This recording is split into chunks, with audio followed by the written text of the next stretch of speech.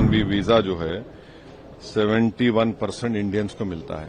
जिस किसी को भी H1B वीजा मिलेगा और उसके एम्प्लॉयर्स को कहा जाएगा कि भाई $1,00,000 आप जमा करवाइए, तो फिर इसका डायरेक्ट असर हमारे भारत के लोगों को पड़ेगा। मेरी शिकायत ट्रंप से तो है, मगर सबसे ज्यादा शिकायत मेरे देश के प्रधानमंत्री से है।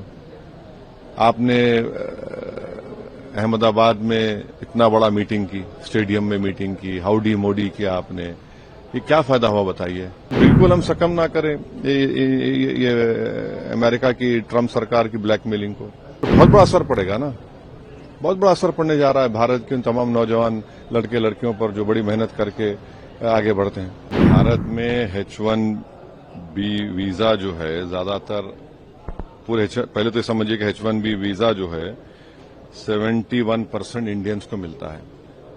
उसमें से बहुत बड़ा शेयर होता है तेलंगाना आंध्रा का, आंध्रा के जो टेकीज होते हैं।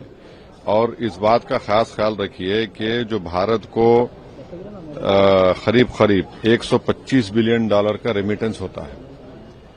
अब अगर आइंदा से जिस किसी को भी H1B वीजा मिलेगा और उसके एम्प्लॉयर्स को कहा जाएगा कि भाई $1,00,000 आप जमा करवाइए, तो फिर इसका डायरेक्ट असर हमारे भारत के लोगों को पड़ेगा, नौजवानों को जो बड़ी मेहनत करते हैं और बड़े बड़े इदारों में, कॉलेजेस में जाकर आप अपनी तालीम को मुकम्मल करते हैं, और उसका बुरी तरह असर पड़ेगा।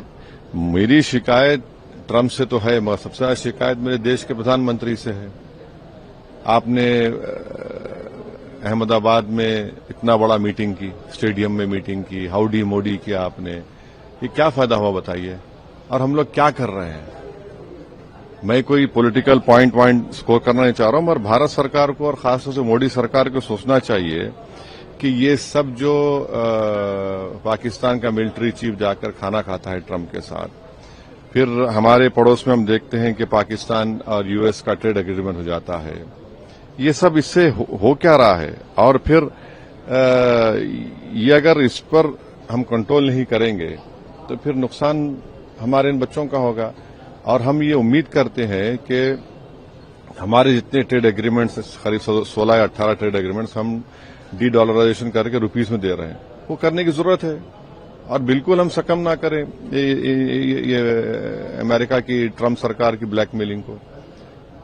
ये सब चीजें हो रही हैं। इसका H1B वीजा ठीक है, अब जो फरवरी के बाद होगा, जो सब कह रहे हैं, मगर बहुत बड़ा असर पड़ेगा ना, बहुत बड़ा असर पड़ने जा रहा है भारत के उन तमाम नौजवान लड़के लड़कियों पर जो बड़ी मेहनत करके आगे बढ़ते हैं।